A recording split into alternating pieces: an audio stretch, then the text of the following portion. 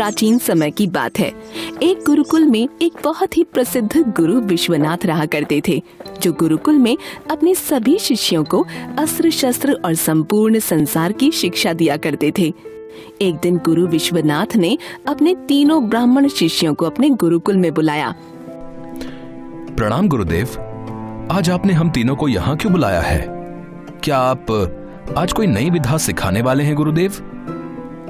हाँ गुरुदेव, क्या कोई ऐसी विद्या है जो हमने अब तक सीखी नहीं है? नहीं नहीं मेरे प्यारे शिष्यों, तुम तीनों मेरे सभी शिष्यों में से सबसे बुद्धिमान और साहसी हो। आज तुम्हारी शिक्षा संपूर्ण हुई। कल से आप लोगों के जीवन का नया सूर्योदय होगा।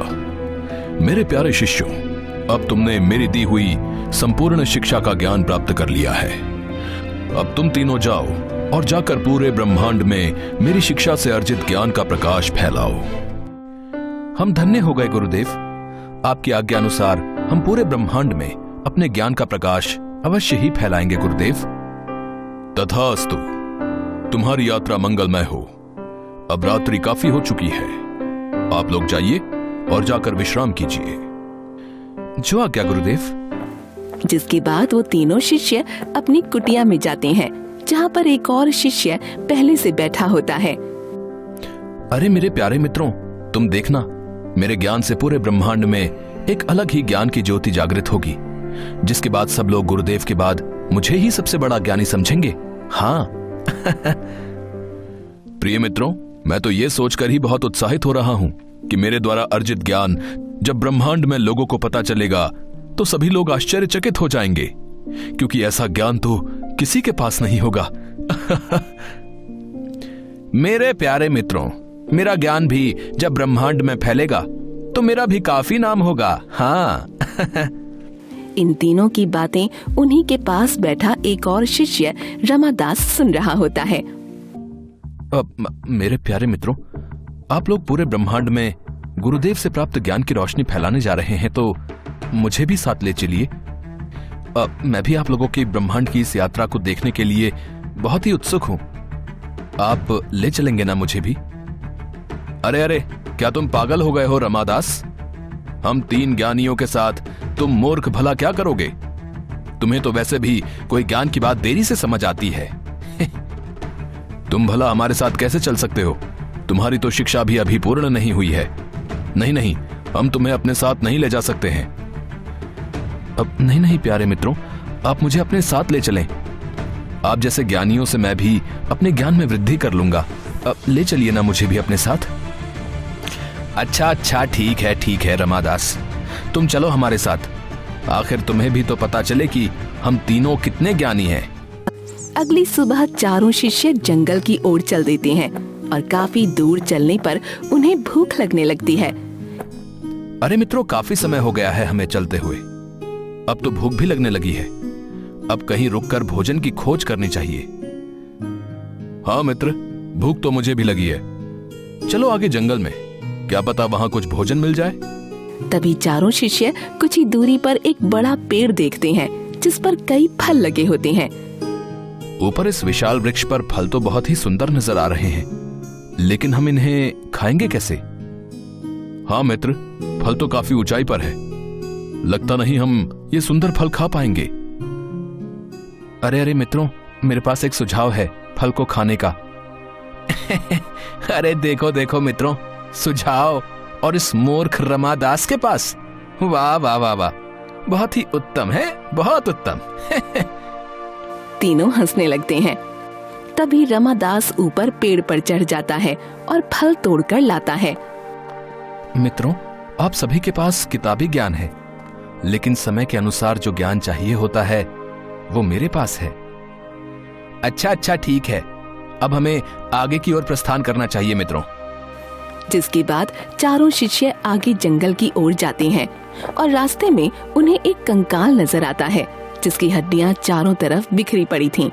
उन बिखरी हड्डियों को देखकर वे चारों हैरान हो जाते हैं। अरे ये देखिए मित्रों, आखिर ये किसकी हड्डियों के टुकड़े हैं जो इस तरह बिखरे हुए हैं? आखिर ये हड्डियां किसकी हो सकती हैं? अरे अरे मित्रों, मुझे तो ये हड्डियां अवश्य ही किसी जंगली जानवर की प्रतीत होती हैं। अरे वाह वाह, देखो मित्रों, ये मूर्ख रमादास क्या कह रहा है। अरे रमादास, तुम अपनी बुद्धि का उपयोग ना ही करो तो अच्छा है। तुम्हें कुछ भी नहीं पता, समझे तुम। अब मैं तो अपने ज्ञान के अनुसार ही आप लोगों से कह रहा हूं। अब जंगल में किसी जंगली जानवर की ही तो हड्डियां होंगी ना कि किसी और की। अच्छा ठीक है, मान लेते हैं तुम्हारे ज्ञान को रमादास, लेकिन क्या तुम ये बता सकते हो कि ये किस जानवर की हड्डियां हैं? मुझे तो इन्हें देखकर लगता है ये इस जंगल के राजा शेर की हड्डियां हैं। नहीं, मुझे तो ये हड्डियां किसी सियार की लगती हैं, किसी शेर की तो बिल्कुल नहीं। लगता है इस विधा का नाम सजग ज्ञान है। हाँ, अच्छा ठीक है मित्रों, अभी रात्रि होने ही वाली है। अब हमें विश्राम करना चाहिए। कल सुबह ही हम इन हड्डियों का पता लगाएंगे। सुबह होती है, तीनों फिर से उन हड्डियों के पास आते हैं। मुझे लगता है मेरे ज्ञान से सबसे पहले मुझे इन हड्डियों को एकत्र करना होगा। हे गुरुदेव, मुझे शक्ति दीजिए ताकि मैं इन सभी बिखरी हड्डियों को एकत्र कर सकूं। तभी वो बिखरी हुई हड्डियां एक पूर्ण कंकाल के रूप में जुड़ जाती हैं। अरे वाह वाह मित्र, तुम्हारे ज्ञान ने यह कर दिखाया। तुमने बिखरी हुई हड्डियों को एकत्र कर दिया। वाह वाह, देखा रमादास, यही होती है ज्ञान की ताकत, जो तुम्हारे मूर्ख मस्तिष्क में कभी नहीं आएगी। मैं आपके इस ज्ञान से प्रभावित हुआ मित्र, लेकिन हम अभी तक ये नहीं जान पाए हैं कि आखिर ये हड्डियां किस जानवर की हैं। मित्रों, मुझे ये लगता है कि अवश्य ही ये हड्डियां शेर की हैं। लेकिन क्या हमें इसे निश्चित करना चाहिए? हाँ, क्यों नहीं। अधूरा ज्ञान घातक होता है मित्र, इसलिए हमें यह पता करना ही होगा कि क्या वाकई ही ये शेर की हड्डियां हैं। लेकिन ये हम कैसे पता करेंगे? मुझे तो कुछ समझ नहीं आ रहा है मित्रों। अरे आप चिंता मत कीजिए, इसका ज्ञान तो मेरे पास है। मुझे प्राप्त हुई शिक्षा में मुझे ये विद्या प्राप्त है। मैं किसी भी कंकाल में मांस और चमड़ा वापस ला सकता हूं मित्रों। अरे वाह वाह मित्र, बहुत अच्छे, लेकिन अभी रात्रि होने वाली है। अब हमें विश्राम करना चाहिए। कल सुबह ही तुम अपनी इस विधा का उपयोग करना। जिसके बाद तीनों जंगल में ही सो जाते हैं। अगली सुबह तीनों फिर से उसी कंकाल के पास आते हैं। चलो, हमें अपना समय व्यर्थ नहीं करना चाहिए मित्रों। हे गुरुदेव, मुझे आशीर्वाद दीजिए। आपकी दी हुई शिक्षा द्वारा मैं कंकाल में मांस और चमड़ा भर सकूं। कि तभी उस कंकाल में मांस और चमड़ा आ जाता है। ये देखकर दोनों शिष्य खुश हो जाते हैं। अरे वाह वाह मित्र, तुमने ये कर दिखाया। तुम्हारी ये विधा अद्भुत है। वाह वाह, देखो रमादास, तुम्हें हमारे साथ ऐसी ही अद्भुत ज्ञान की प्राप्ति होगी। हाँ मित्रों, मैं आप लोगों के ज्ञान को मान गया हूं। आपके पास जो विधा है वो इस संसार में किसी के पास नहीं। लेकिन अब हमें आगे बढ़ना चाहिए। अरे नहीं रमादास, अभी तो तुमने मेरी खास विधा देखी नहीं, जो गुरुदेव ने सिर्फ मुझे ही दी है। आखिर मैं उनका सबसे बुद्धिमान शिष्य जो हूं। खास विधा? वो कौन सी विधा है मित्र जो गुरुदेव ने हमें नहीं दी? बताओ हमें।